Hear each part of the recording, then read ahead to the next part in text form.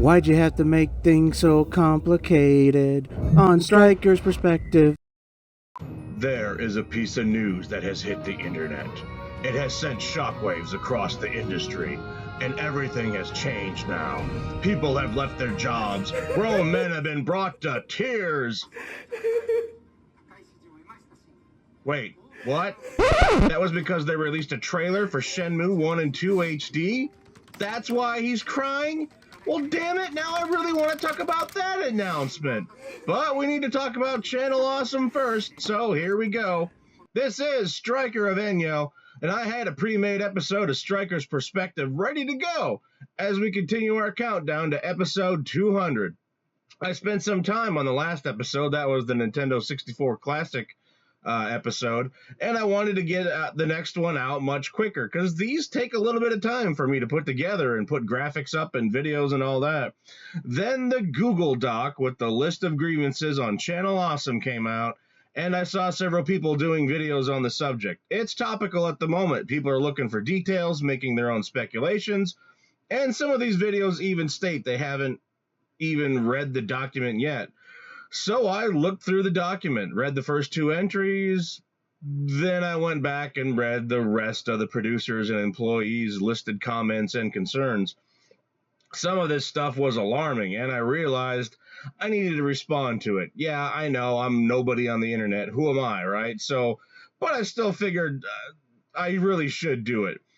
There were just a few things I wanted to try to clarify for some people. I wanted to offer some encouragement for those that went through this, and to give others some cautionary advice if you have a company try to do this to you. I decided that if I was ever going to talk about Channel Awesome, then I needed to address this document and the situation now. My name's Mike. I'm a Columbia College dropout, and two failed companies is my third. It's called Channel Awesome, and basically we just do online video. I wanted to get right into the main subject of the lesson to learn with Channel Awesome on this episode fairly quickly, but I will address a few misconceptions that people have had first about the document. Then I will address why is this info coming out now. Then we will cover what are these producers trying to prove, then followed by my thoughts on the document as a whole.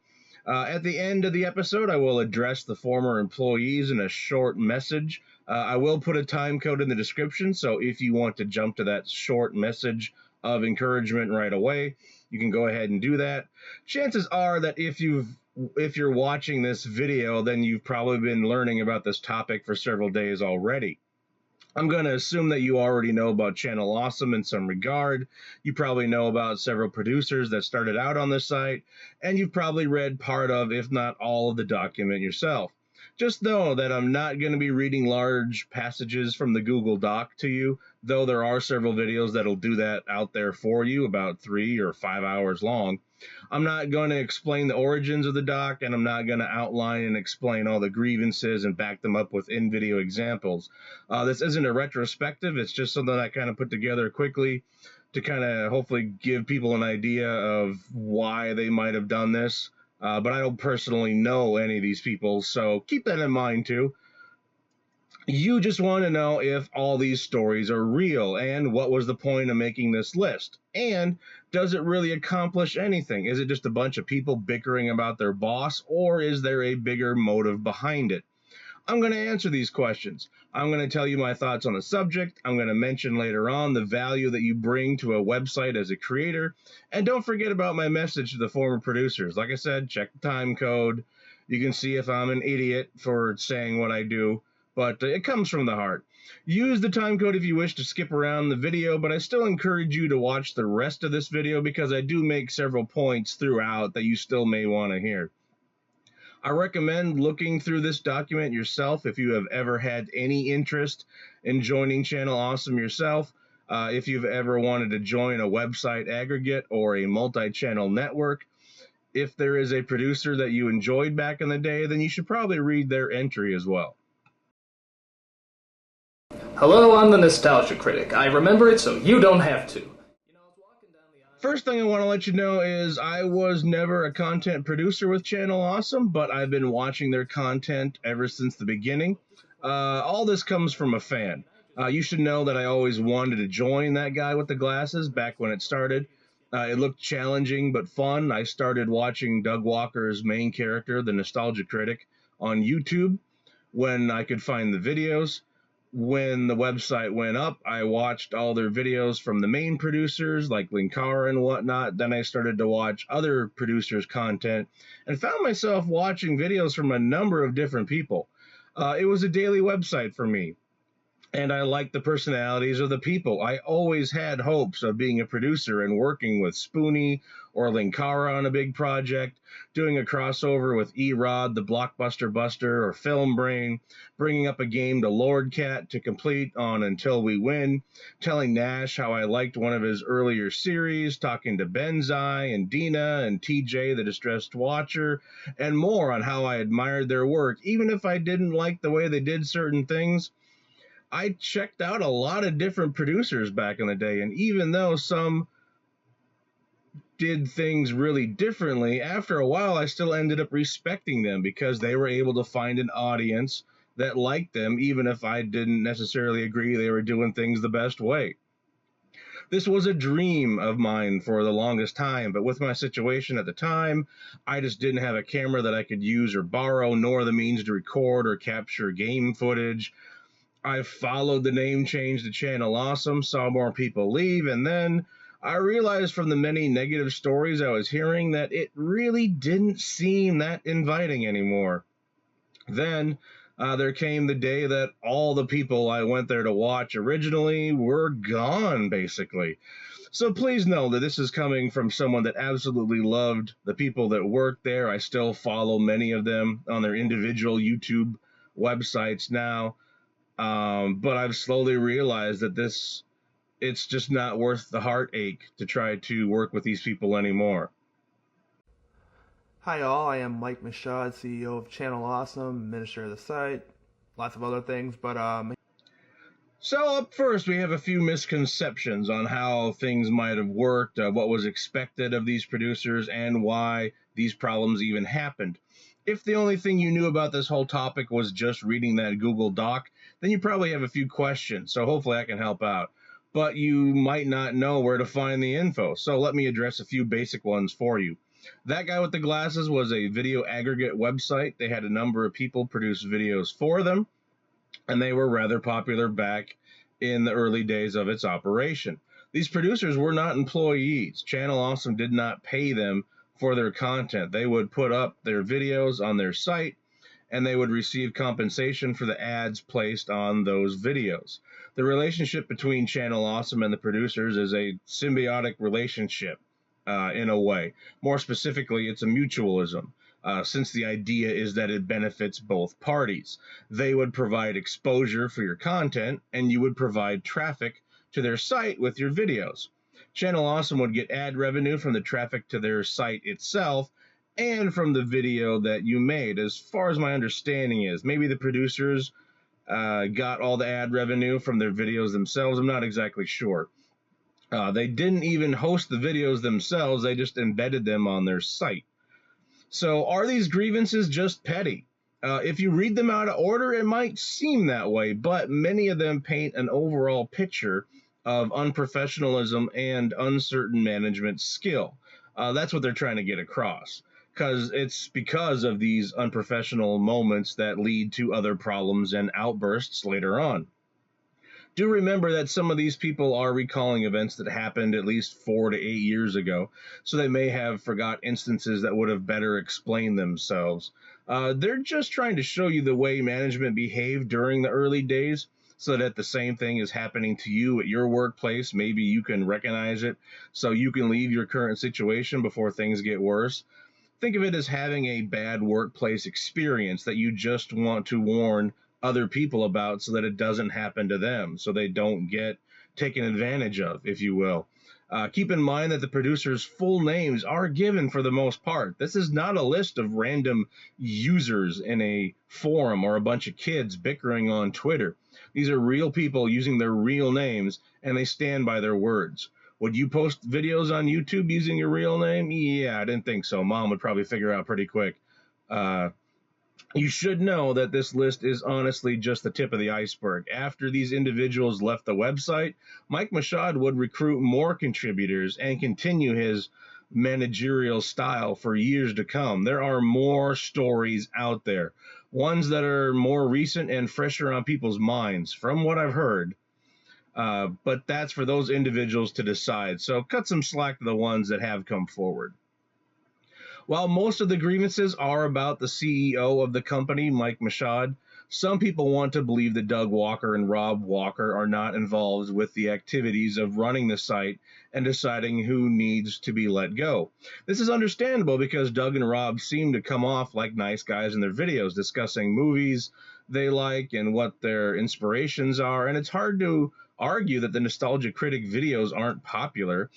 They are very well done and funny, and to be fair, I've heard both of these men taking the time to help out the younger talent. But when you look at the Google Doc and listen to the other stories, you learn that Doug and Rob are often present during some of these calls with CEO Mike Machad, and Rob Walker has been mentioned to be contacted in the case of problems on the site and more. There were times when they said that some hurtful things, and they did some hurtful things to other producers, and they both were present, being a part of and delivering decisions that affected others on the site. So you see, in the end, it's still a symbiotic relationship, but it more closely resembles a commensalism. I know, big word, but these are interactions in which one species benefits, but the other is neither harmed nor helped. With all these producers making content for Channel Awesome, it seems CEO Mike Machad and the Walkers are the only ones benefiting from the relationship. You may argue, well, they're not getting nothing, they're getting some ad revenue. But take a closer look at it. These producers work for a company without any contracts, no signed agreements, no policies approved by both parties. They don't even need a reason to fire you because you're not considered an employee.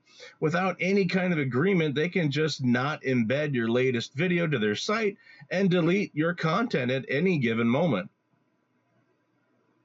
I was consistently ignored until one time when I got a reply to the effect of, "Stop asking for your numbers, they suck anyway, because nobody comes here to listen to you." What the actual fuck? So why is this info coming out now? After all, it's been about 10 years since the site started, right? Some of these grievances aren't that old, but this is not the first time a list like this has actually been made. In 2013, the producers at the time made a list of grievances and brought them to management. They conducted group calls with their producers to discuss what was wrong, and they promised to make changes, but they never did, from my understanding. Mostly you never heard of the incidents in the Google Doc because many producers didn't want to be kicked off the site when they were still working for them. Plus, it really took some time for the long-term producers to feel comfortable about voicing their opinions on the subject, which was now possible since several of them have left the site. Honestly, many producers only knew that they went through difficulties themselves. They maybe heard a few rumors about each other, though some had it rough. Some thought they had it rough, but now they've realized and they've read the accounts of some of their fellow coworkers, and they realize that a few of them even had it worse. So this is the first time some of them are even realizing what happened. YouTube was very different in the early 2010s. Being a partner with them was much harder. The process was longer, especially in 2008. They were more rigorous on the usage of movie and TV show clips, so trying to make a living on ad revenue was out of the question, really. Doug Walker's channel back in the day would get copyright notices, and then he would find his channel was removed or deleted. I'm not exactly sure which it was. I think it was even deleted. He would make a new channel and start over, start releasing the same videos, but then it would get deleted again. You really needed to be part of a multi-channel network or an MCN, or you could make videos for a channel that already had a partnership with YouTube, and the channel itself would pay you for your content. The Blip TV site was a decent possibility, but it was difficult searching for videos, and that wasn't going to work for most people. So back around 2008 to 2012, you really needed to be part of a popular website and then embed your videos there. Joining an MCN on YouTube was an important thing to do if you could. Look at Jim Sterling. He started on the MCN called The Escapist, and he did his Jimquisition show, garnering something like 600,000 views on some of his earliest episodes. That's insane for somebody completely new to YouTube, but that was the benefit of an MCN back then. It had a built-in audience. So when he left that channel, many of his fans followed Jim over to his new channel, and suddenly he had a built-in audience of several 100,000 subscribers that already liked his work. Look at my channel. Well, maybe you shouldn't, but I've been on YouTube for 2 years by myself, and I still got under 1,000 subscribers. I have over 250 videos, so I am making regular content, but several videos have less than a dozen views. It's very hard getting the kind of people it's hard finding the people that would like my content. I can get 10,000 views on my game strategy videos. I think my highest is like 60,000, but I really want to yell and scream and make people laugh that way at video games or movies in general. But when no one knows you exist, how can they find you? So you see, exposure on a popular website was absolute gold back in that day. Then Patreon came around, and that changed everything. It seems like we say that changed everything quite a lot, but that's what happened. Now the producers could get paid for their services directly from the fans and finally be independent, because it was those fans that decided you were worthy of receiving a tip for your video. It was not based on how many views you got or if you could find a company that was willing to put ads on your content. It gave a lot of freedom back, and Channel Awesome suddenly didn't have any leverage against them anymore.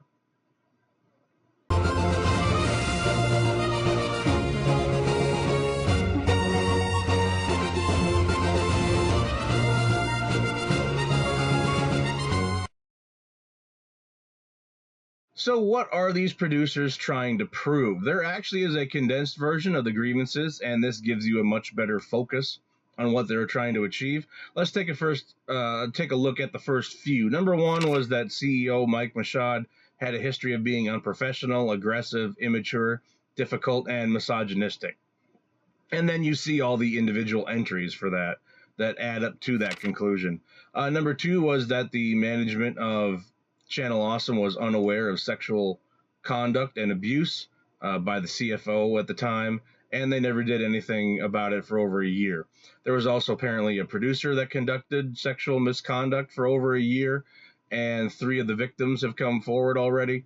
Number 3 was that Doug Walker, even though he was considered only talent, he often acted in a managerial role and made decisions that drastically affected the income of many producers without them being consulted by him first.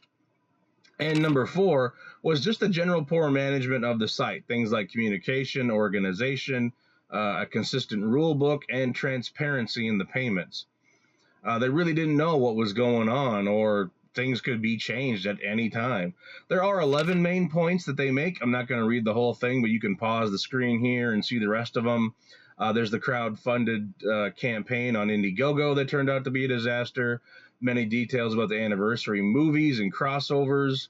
The producers really tried to fix things in 2013, but many of their points were ignored. And the number 11 entry was the most damning, really, for me. That, quote, there was a pervasive feeling amongst the long-term producers that they were no longer valued or appreciated. And the fact that Channel Awesome only cares about their in-house development.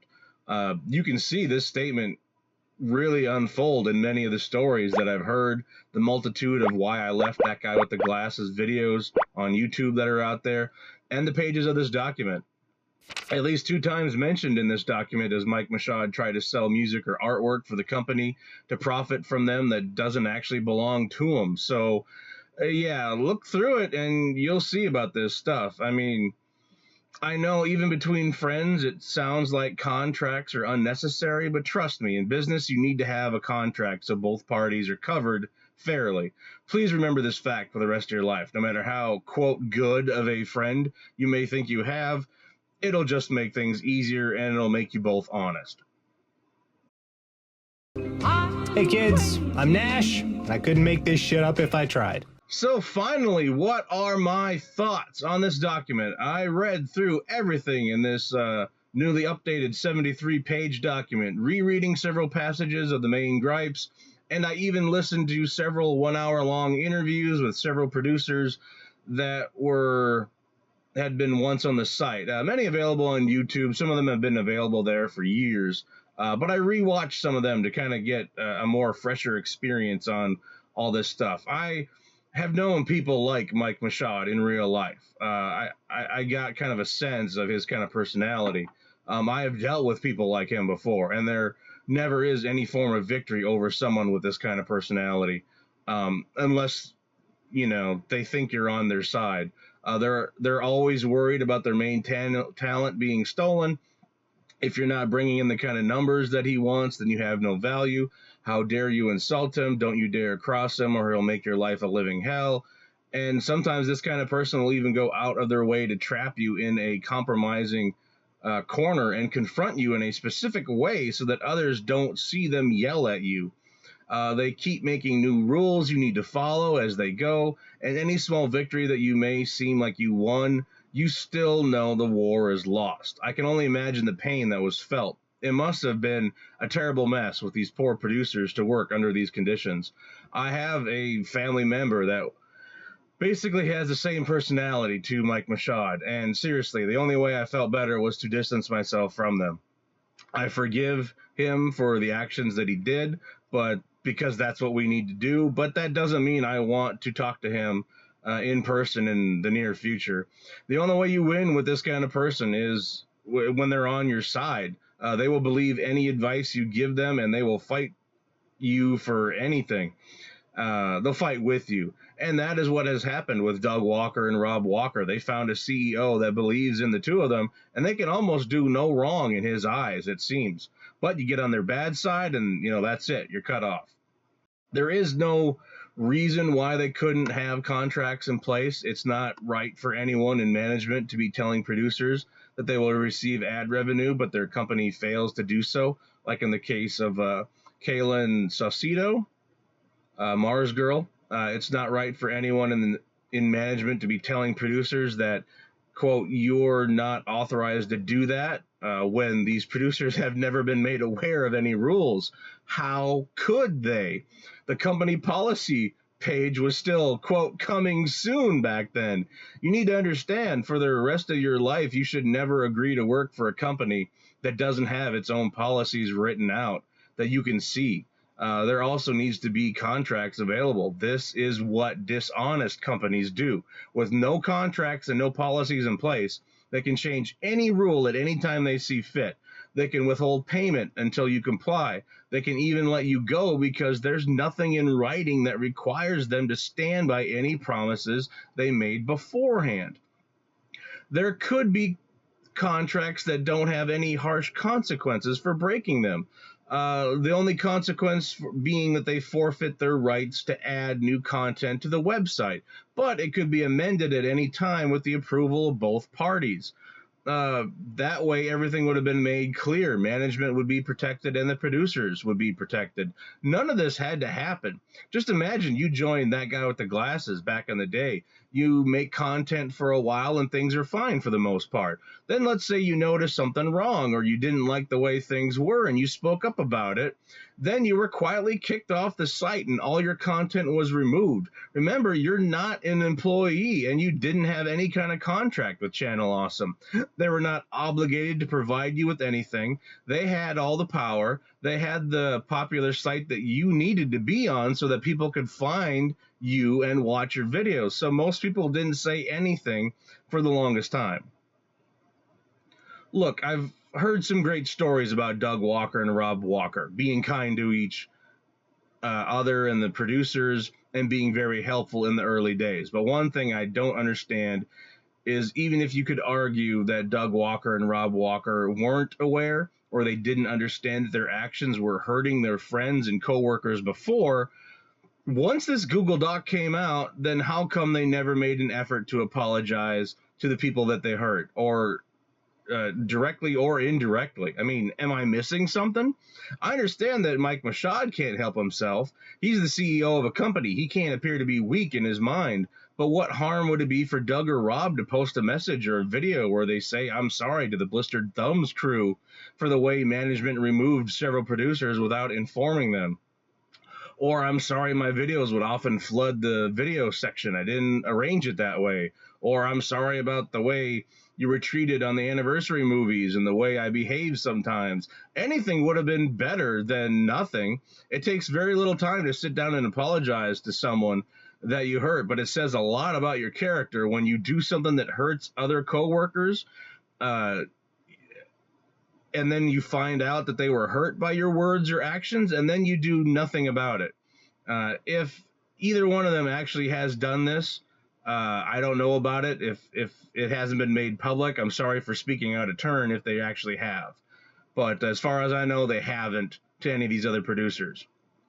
Some of these former producers just wanted an apology after all these years of mistreatment, but it was actually Channel Awesome's official response on Twitter that made most current producers leave. When they famously said, actually they had left before that, they famously said, "We sincerely regret you felt that way." It is now known around the internet as the most unapologetic apology in the history of not apologizing from Stryker of Enyo. That's actually me. I said that, but hopefully it'll catch on. Even if some people could argue that maybe Doug Walker didn't know what was going on, maybe he didn't understand the kind of damage that Mike Mashad or Rob Rocker were doing. But after this document released, he knows now. And he never has said anything, in my mind and yours. He should be as guilty for not saying something, the same as if he did it himself. If I had a boss that was this grossly negligent to other people I worked with, people I had fondness for, I wouldn't be able to work for that boss anymore. But Doug Walker and Rob Walker continue to work at Channel Awesome. That should tell you that Doug has no problem with what's been going on. And you're just going to be next if you try to work there. I'm proud of that. I'm sorry if I stood up to you, Doug, but you're not a good director. Mike, you took some piss poor decision, and Rob, get that broom out of your ass. And I don't know which one of you made that apology on the site. Pretty sure it's Rob, by the way it's written in so backhanded bullshit. Delete that. Make proper excuses. So here it is, my positive message to all former Channel Awesome producers, that guy with the glasses producers, and to the handful that are actually still there. Yeah, that's right. I see you, Larry Bundy Jr. Don't think I didn't forget about you. I know you just want to be the last one to survive like it's an episode of Game of Thrones. But this is the message I have for you, the one that I wanted to say from the beginning, but it really needs to be said. This is the reason why I wanted to talk about this subject in the first place. For those that have been there, for those that lived it, I want to tell you the one thing that you never got from Channel Awesome. I'm sorry on behalf of all the video creators out there that you had to endure this. No one should have had to suffer the way that you guys did, and I'm sorry many of you felt like you had nowhere else to go back then. I want to say to everyone else that who has even considered producing videos on YouTube, you are worth more than a company that treats you like this. Don't sell yourself so cheaply to an aggregate website like this. Don't work for free. I mean, seriously. I mean, unless it's your own site. You are worth more. The producers that had to live through this never knew what they were getting themselves into all these years ago. But please take these grievances to heart that they have outlined in the document, and use their experiences to recognize when someone else is taking advantage of you. None of these people deserve to be treated like this in the end, and I hope they will find success in their own endeavors. I sincerely hope things at this company get better, but I don't think so. But please be aware of some of the signs that things may be going wrong that the others have outlined in this document. If you're working on your own website, then work long hours, read the positive comments, make calls, and try to get some ads going on your website so you can keep earning money. Look for companies that have affiliate programs. Tell them about your content and be honest, and tell them that you hope to be able to do business with them in the future. When it's your own website, you can work long hours with little to no pay because that hard work will benefit you directly. But when you're working for someone else, you deserve to be treated better, and you should never work this hard for free. Just be aware of that. Don't fall into the trap of giving up the rights to something you created just to impress someone in management. In the business world, they will usually take your idea and profit from it, and you will get nothing if you let them. Unless you're working with another partner or two and you don't mind not getting reimbursed until both of you get things going and you have an understanding between each other, that's okay, but you should probably still get it in writing just to cover your own ass. Well, you know what? I'm gonna do a video game review. I'm gonna make a whole new show about video games, and you know what? It's gonna be 10 times better than yours and 10 times more original, huh? How do you feel about that, huh? Yeah, that's what I thought. And that's where I'm going to end the main discussion today. Thanks for watching. I hope you learned something new about Channel Awesome, and I hope you realize that you should never work for free for other people that you don't know. It just doesn't work out in the end. If it's your own brand or you own the company that you're working for, that's different. So you might be wondering, what has happened to Channel Awesome since the fallout? Well, in March of 2018, they still had 40 producers, but after the Google document came out, 25 left, all at once. Then that number ended up dropping down to having a total of 10, less than 10 left, all within about 10 days. And actually, I can't confirm that number anymore, because at the time of this video being released, only 2 people are showing up under the show's section, and I've heard Brad has actually already left, so I really can't confirm who is left, aside from Larry Bundy, of course, but he wants to be the last one, so he might leave after that anyway. But yeah, a few of the people that are left already have YouTube channels established a while back, so Channel Awesome is not their only platform. Then they posted an official response on the Channel Awesome website itself on April 11th. You might have heard about that. They tried to address the most egregious accusations and refer to everyone as multiple disgruntled individuals with vindictive intentions. Their response is actually a non-response. You'll see the power of carefully worded rhetoric on this page as they tell how gracious they were at times. They don't actually introduce new information several times, and instead they basically, quote, confirm several stories. And even though they say they can't name the individual that was described as a sexual deviant for legal reasons, they essentially tell you who it is by giving you the exact dates of the events transcribed. So, oh well, plot hole.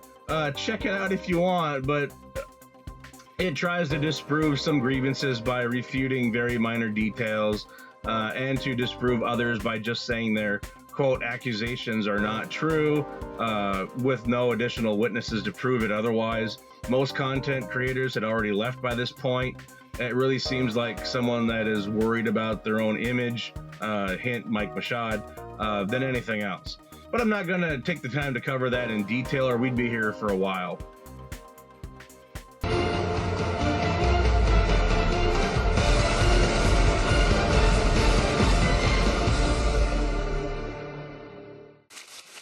Eric Matthews. Shut the fuck up!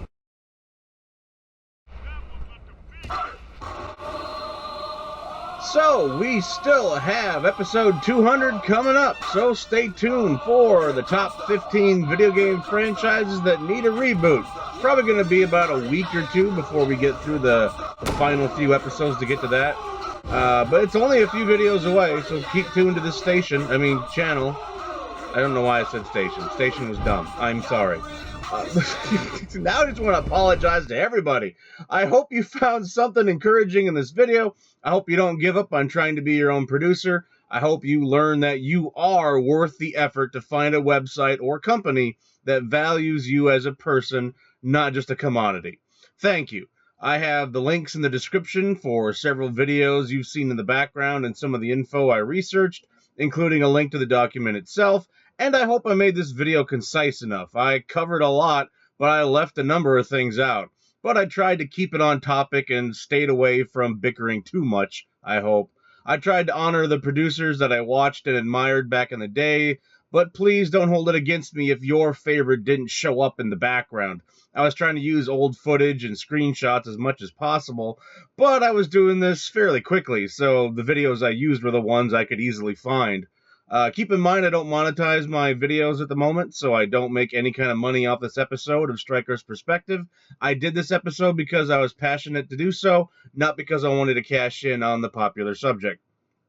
So, check out another video if you would be so kind. If you don't see something here you think might be good, go to my channel and look at some of the other featured content on the front page. If you like swearing, then you found your guy. I yell and scream and have fun, just not in this episode. So if you don't want that, check out Linkara's channel. Hey, thanks for your time and be safe out there.